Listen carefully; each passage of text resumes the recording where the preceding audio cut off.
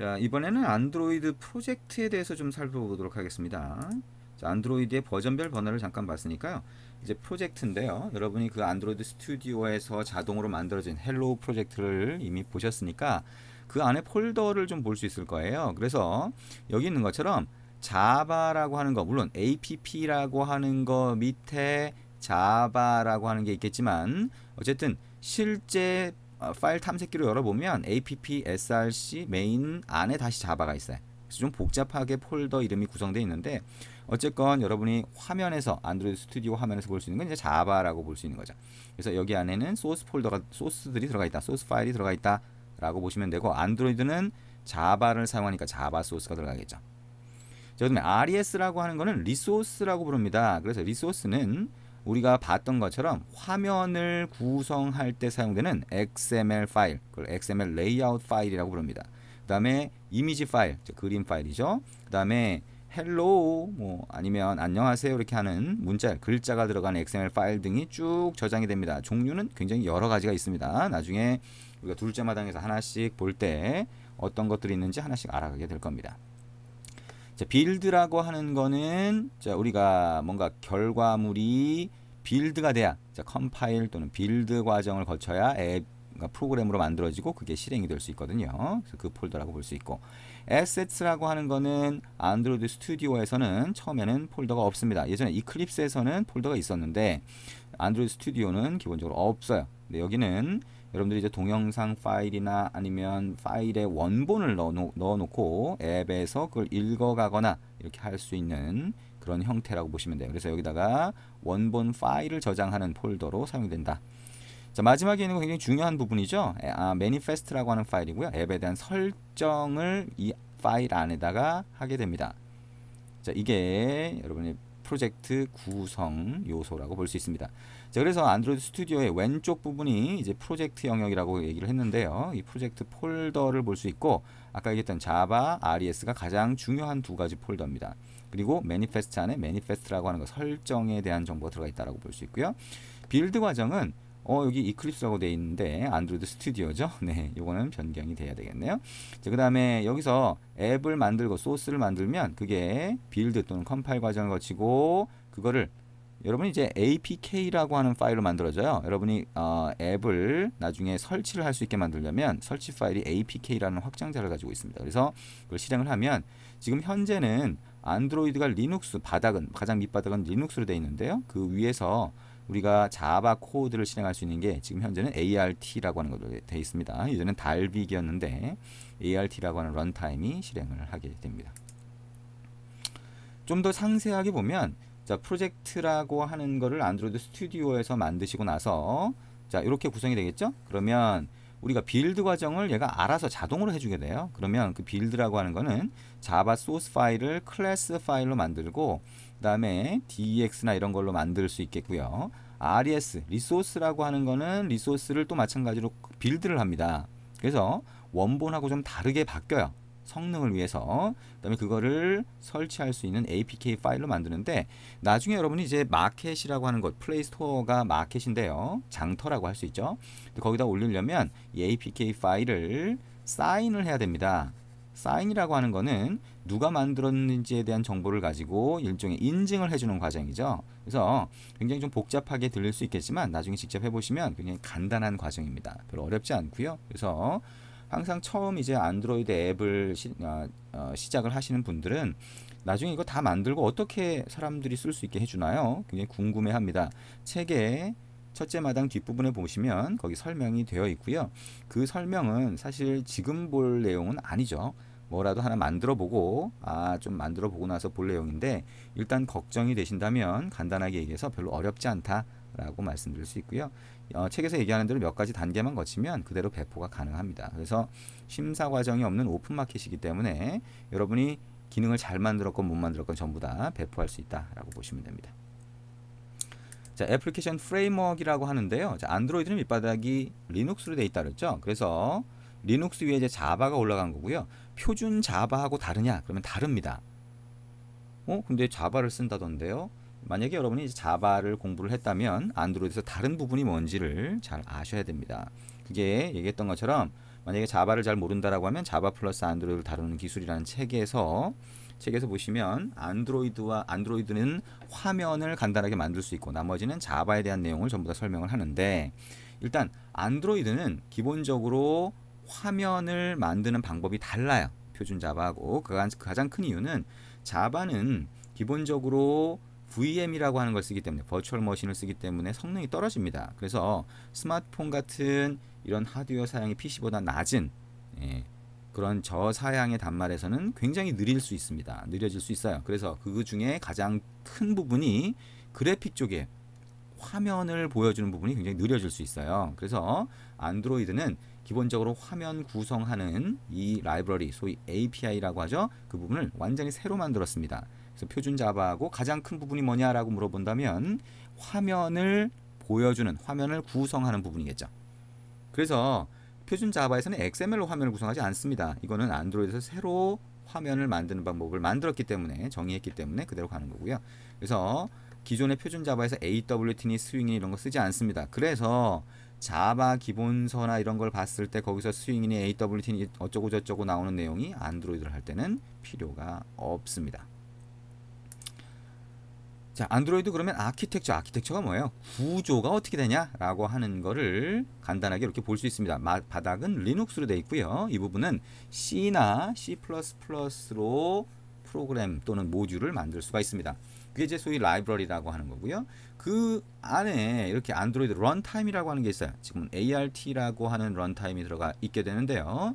자, 롤리팝에서 이 ART라고 하는 런타임 위에서 여러분들이 자바로 만들 수 있는 겁니다. 근데 그 자바를 만들 때 아무것도 없는 맨 바닥에서 만들 수는 없잖아요. 그래서 그거를 미리 버튼이 됐건 아니면 여러 가지 기능이 됐건 이런 것들을 미리 만들어서 제공을 해줍니다. 그게 애플리케이션 프레임워크라고 하는 거예요. 거기에 여러 가지 라이브러리처럼 기능들이 있고 그 위에다가 여러분이 앱을 만들어서 실행을 하면 단말에서 실행이 되는 겁니다. 자, 그럼 개발 도구라고 하는 거 한번 볼까요? 자, 여러분이 안드로이드 스튜디오를 설치하면 안드로이드 스튜디오는 단순히 개발 도구예요. 근데 개발 도구? 개발 도구가 뭐야? 개발 툴입니다. 자, 우리가 한번 만들었던 헬로라고 하는 프로젝트를 보면 이렇게 돼 있는데, 이거는 인텔리제이라고 하는 거를 가지고 확장해서 만든 겁니다. 확장해서 만든 거예요. 그러면 이것만 가지고 되냐? 그렇지 않습니다. 여러분이 이미 알고 있는 것처럼, 자, 여기에 상단 툴바에서 보면 SDK 매니저라고 하는 게 있어요. 그래서 이걸 눌러보시면 실제로 안드로이드를 위해서 더 설치해야 되는 부분들이 다 있어요. 그래서 버전별로 다른 플랫폼을 선택해서 설치해야 되는 거, 설치 부분을 보시면, 그 다음에 이 안드로이드 개발을 위해서 필요한 여기 SDK 툴이라든가 이런 것들을 별도로 또 설치해야 됩니다. 그쵸? 아래쪽에 보시면 엑스트라라고 해서 서포트 라이브러리니 서포트 리파지터리니 구글 플레이 서비스니 이런 또 모듈을 추가로 설치해야 돼요. 뭐 100% 다 이해하실 필요는 없고요. 어쨌든 그래서 안드로이드 스튜디오와 별개로 안드로이드를 개발할 때는 안드로이드 SDK 매니저라고 하는 게 설치가 돼야 되는구나 라고 하는 거를 생각하시면 됩니다. 그럼 기존의 이클립스에서도 마찬가지였고요. 자, 근데 여기 보시면 SDK 패스라고 하는 게 있어요. 보시면 여기 사용자 폴더, 단말의 사용자 폴더, 그 다음에 설치하실 때 가끔씩 잘못하시는 경우가 있는데 사용자 계정이 한글이면 오류가 납니다. 그래서 영문으로 하는데 이 PC에서는 유저라고 하는 사용자 계정이에요. 그 밑에 보시면 앱 데이터, 로컬, 안드로이드 밑에 SDK라고 하는 게 폴더를 만들고 그 밑에 얘가 설치가 된 거예요. 앱 데이터라고 하는 거는 여러분의 PC에서 처음에는 보이지 않을 수 있습니다. 그러면 파일 탐색기에서 옵션으로 들어가서 숨긴 폴더 같은 걸 보이도록 옵션을 조정을 하시면 보일 겁니다. 그러면 그 안에 얘가 이제 설치가, 여러분이 선택한 거를 설치가 돼 있다 라고 볼 수가 있고요. 자, 그 폴더를 가서 보면 제가 미리 띄워놨는데요. 자, 이렇게 좀 전에 얘기했던 요 폴더입니다. 그러면 아까 SDK라고 했죠? 자, 이런 것들이 쭉 설치가 돼 있어요. 그래서 예를 들면 플랫폼 뭐 이렇게 있고요. 시스템 이미지 뭐 여러 가지 폴더가 있죠. 그 다음에 샘플이라고 하는 거에 안드로이드 소스 샘플이 들어가 있습니다. 자, 시스템 이미지 들어가 볼까요? 자, 여기다가 안드로이드 21이 롤리팝인 것 같은데요. 들어가 보시면 이렇게 있고요. 디폴트라고 하는데 들어가 보면 이렇게 있습니다. ARM 요거는 이제 뭐 CPU 타입이나 뭐 이렇게 부를 수 있겠는데요. ARM EABI V7A라고 하는데 들어가 보면 자 500메가가 넘는 파일이 있어요. 자, 이게 뭐냐? 여러분이 롤리팝으로 에뮬레이터를 만들 때 그 에뮬레이터의 기능을 여기다 다 넣어놓은 거예요. 그래서 실제 단말기의 기능을 동작시키는 게 여기 있고요. 그래서 굉장히 큽니다. SDK 매니저로 뭔가 설치할 때 굉장히 오랜 시간이 걸리는 게 다운로드 받아서 설치할 파일이 굉장히 크기 때문이죠. 어쨌든 이렇게 폴더가 있는데요. 버전별로 설치를 하면 여기 폴더가 쭉 늘어나겠죠. 자, 그리고 여기에 툴스라고 하는 게 있습니다. 툴스 안에 들어가 보면 여기에 exe 파일이나 bat 파일 실행할 수 있는 것들이 있어요. 자, 이거에 대해서 이제 설명을 좀 할 겁니다. 어떤 것들이 있는지 설명을 할 거고요. 이거는 여러분이 앱을 만들 때 직접적으로 필요하지 않은 것들도 많아요. 그래서 그렇구나라고 하고 넘어가시고 나중에 필요할 때 이 부분을 다시 참조해 보시면 됩니다. 자, 그러면 다시 돌아가서 자, 지금 아까 툴스라고 하는 거기에는 뭐가 있는지 이런 것들 잠깐 설명을 하겠습니다. 일단 UI 뷰어라고 하는 게 있어요. 만약에 여러분이 실제 단말이나 아니면 에뮬레이터로 앱을 실행을 했다면 그 앱의 화면을 구성하는 이 버튼들이 어떤 거 안에 들어가 있는지를 바로 실시간으로 확인할 수가 있어요. 아, 이거 전체를 포함하고 있는, 나중에 배우겠지만 레이아웃이라고 하는 게 있고 그 안에 들어가 있구나라고 하는 걸 확인할 수가 있게 하는 게 UI 뷰어라고 하는 겁니다. 자, 디버그 브릿지라고 하는 게 있어요. 이거는 눈에 보이는 건 아니고요. 안드로이드 스튜디오를 사용을 한다면 안드로이드 스튜디오라고 하는 것과 실제 단말 또는 에뮬레이터가 연결되는 거는 ADB라고 하는 이 디버그 브릿지를 통해서입니다. 그래서 이 ADB라고 하는 게 밑바닥에서 동작하고 있다라고 보시면 되고, 실제로 여러분이 작업 관리자 이런 데 해서 프로세스 동작하고 있는 걸 보면 ADB라고 하는 프로세스가 동작하고 있는 걸 볼 수가 있습니다. 자, 9 패치라고 하는 건 나중에 한번 간단하게 설명을 드릴 건데요. 이미지가 자동으로 쭉 늘어났을 때 안드로이드는 크기에 따라서 이미지를 자동으로 늘리게 됩니다. 근데 이미지가 늘어났을 때 어떤 부분은 늘어나고 어떤 부분은 늘어나지 마라라고 하는 걸 지정할 수 있는 일종의 툴이라고 할 수가 있습니다. 자, 이 부분이 이제 되게 중요한 건데요. 아까 ADB라고 하는 건 눈에 보이지 않잖아요. 근데 여러분이 실제로 눈으로 볼 거는 여기 있는 DDMS입니다. 자, 한번 가서 볼까요? 자, 안드로이드 스튜디오라고 하는 데로 가서 자, 여기에 상단 툴바에서 오른쪽에서 두 번째네요. 안드로이드 디바이스 모니터라고 하는 거 아이콘이 있고요. 자, 이걸 클릭을 해보시면 별도의 화면이 뜨게 됩니다. 그래서 실제 여러분의 실제 단말이나 아니면 에뮬레이터의 내용을 확인하거나 아니면 단말에서 뿌려주는 소위 로그라고 하죠. 자, 어떤 메시지나 이런 것들을 볼 수 있게 해줍니다. 자, 이게 굉장히 크게 보이네요. 자, 이걸 좀 줄여서 이렇게 보면 이렇게 보이고요. 자, 에뮬레이터를 만약에 여러분이 실행을 한다면 에뮬레이터가 여기 하나가 딱 뜨게 됩니다. 그리고 그 안에 동작하는 프로세스가 여기 보이게 되고요. 그 다음에 로그 캣이라고 해서 로그를 여기서 볼 수가 있습니다. 그리고 그 안에 파일이 뭐가 들어있는지도 여기서 다 확인할 수가 있어요. 그래서 이거는 여러분들이 나중에 이것도 마찬가지로 실제 둘째 마당에서 하나씩 하면서 자꾸 반복적으로 하시다 보면 조금씩 건드리게 됩니다. 그래서 그때마다 아, 이런 거구나 라고 하는 거 쉽게 이해를 하실 수가 있을 겁니다. 자, 다시 돌아가서요. 자, 이게 DDMS라고 하는 거고요. 자, 우리가 에뮬레이터를 띄우게 되면 에뮬레이터를 가로 방향으로 돌리고 싶거나 실제 단말을 가로로 돌리면 이 앱의 화면이 이렇게 바뀌게 되잖아요.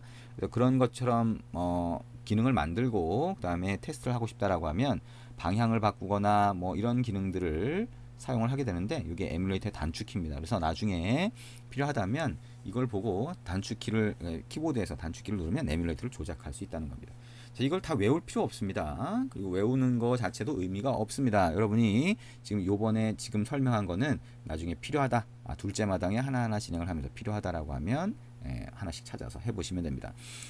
자, 간단하게 우리가 개발 도구에 대해서 한번 같이 봤고요. 사실 그거 외에 실제 단말 연결하는 부분이 이제 첫째 마당에 있는데요. 그거는 그냥 따라해 보시면 됩니다. 실제 단말 연결하는 거는 삼성이면 삼성, LG면 LG 단말을 이제 많이 쓰게 되는데 그 단말기에 USB 드라이버라고 하는 거를 제조사 홈페이지나 이런 데서 다운로드 받아서 설치하시면 되고요. 그 다음에 단말을 연결한 다음에 단말에서 보안이라든가 이런 설정 정보를 조금 바꿔주시고 그 다음에 연결을 하면 대화 상자 같은 게 뜨면서 디버깅을 허용하시겠습니까? 이렇게 나올 겁니다. 그러면 얘를 눌러주시면 그 다음에 아까 보셨던 DDMS라고 하는 창에서 단말이 하나 보이게 될 겁니다. 그러면 이제 그때부터 여러분이 뭔가를 만드실 수 있는 상태가 됩니다.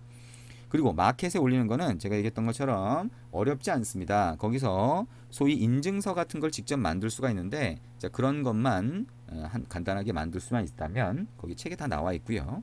만들 수만 있다면 쉽게 플레이스토어라고 하는 마켓에 올릴 수가 있습니다.